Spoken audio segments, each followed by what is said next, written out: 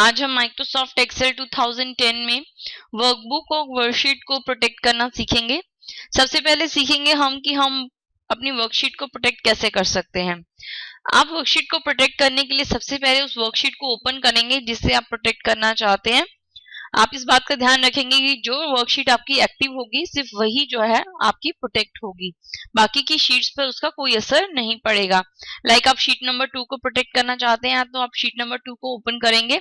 उसके बाद हम रिव्यू टैब में चेंजेस ग्रुप में जाकर प्रोटेक्ट शीट पर क्लिक करेंगे। क्लिक करते ही हमारे सामने प्रोटेक्ट शीट का विंडो आएगा और यहाँ पर हम उस पासवर्ड को टाइप करेंगे जिस पासवर्ड के साथ हम अपनी शीट को प्रोटेक्ट करना चाहते हैं। लाइक हम यहाँ पर पासवर्ड एंटर कर देते हैं कुछ भी।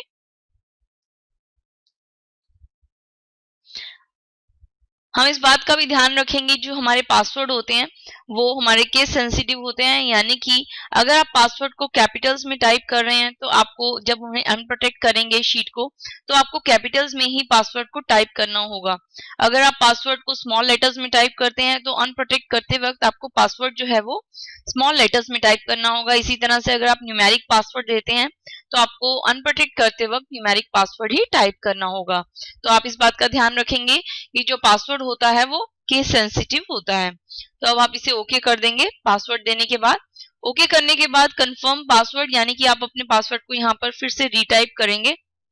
रीटाइप करने के बाद आप ओके करेंगे। ओके करते ही आपकी जो शीट है वो प्रोटेक्टेड हो जाएगी। प्रोटेक्टेड का मतलब ये है कि अगर आप इस शीट में कुछ चेंजेस करना चाहते हैं तो आप उसमें वो चेंजेस नहीं कर सकते।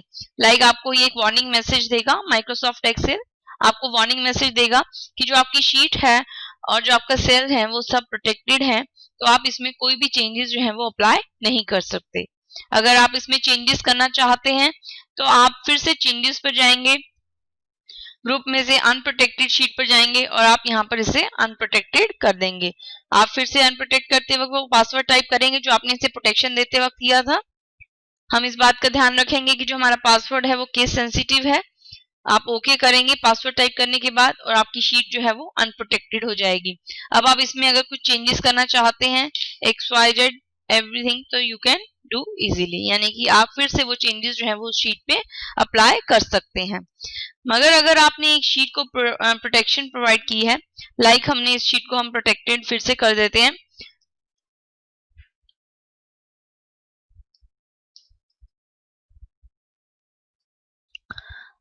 अब हम यहाँ पर अगर इस शीट की बजाय यानी कि शीट में चेंजेस करते हैं तो हमारे चेंजेस नहीं होंगे। मगर अगर हम शीट 2 की जो है शीट 1 में चेंजेस करना चाहते हैं कुछ भी, तो हम वहां पर वो चेंजेस जो है वो कर सकते हैं, क्योंकि इस समय जो हमारी शीट प्रोटेक्शन हमने लगाई थी वो शीट 2 पे लगाई थी और शीट 1 पे उसका कोई इफेक्ट नहीं पड़ेगा। तो इस तरह हम याद रखेंगे कि जो भी शीट हमारी एक्टिव स्टेट में होती है सिर्फ उसी पे ही हम प्रोटेक्शन जो है वो अप्लाई कर सकते हैं। अब हम फिर से इस शीट को अनप्रोटेक्टेड कर देते हैं। नेक्स्ट है हमारा प्रोटेक्ट वर्कबुक। प्रोटेक्ट वर्कबुक सीखने से पहले हम ये जानेंगे कि अगर हम वर्कबुक को प्रोटेक्शन देते हैं तो उसका वर्कबुक पर क्या असर होता है। लाइक हम अभी देखते हैं, अगर हम एक शीट को दूसरी शीट में मूव करना चाहते हैं तो हम इजीली लेफ्ट क्लिक करके एक शीट को दूसरी शीट में मूव कर सकते हैं। मगर अगर हम एक शीट को एक न्यू शीट ऐड करना चाहते हैं तो भी हम इजीली राइट क्लिक करके हम राइट क्लिक करेंगे।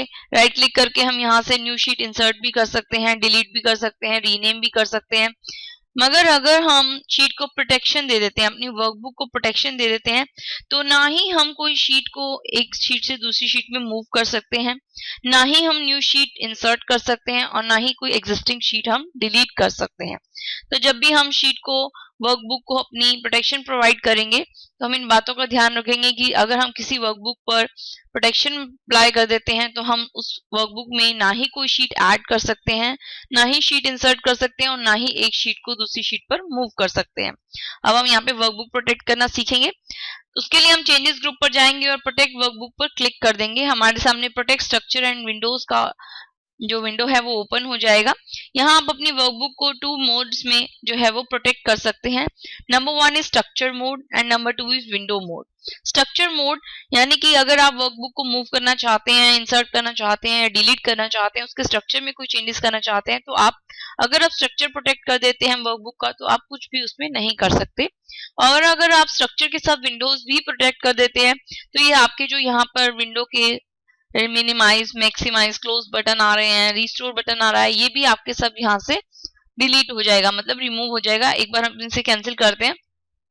अब आप देख रहे हैं अगर आप विंडो को मिनिमाइज करना चाहते हैं तो आप यहाँ से इसको मिनिमाइज कर सकते हैं। फिर से आप मैक्सिमाइज करना चाहते हैं आप मैक्सिमाइज कर सकते हैं। विंडो को रिस्टोर करना चाहते हैं आप रिस्टोर कर सकते हैं। तो इस तरह से हम जो है वो कर सकते हैं अगर हमने उसके ऊपर प्रोटेक्शन अप्लाई नहीं कर रखी विंडोज पर। अगर आप विंडोज को भी प्रोटेक्टेड कर देते हैं तो आप ये जो मिनिमाइज, मैक्सिमाइज है, ये सब विंडो के साथ अप्लाई नहीं कर पाएंगे।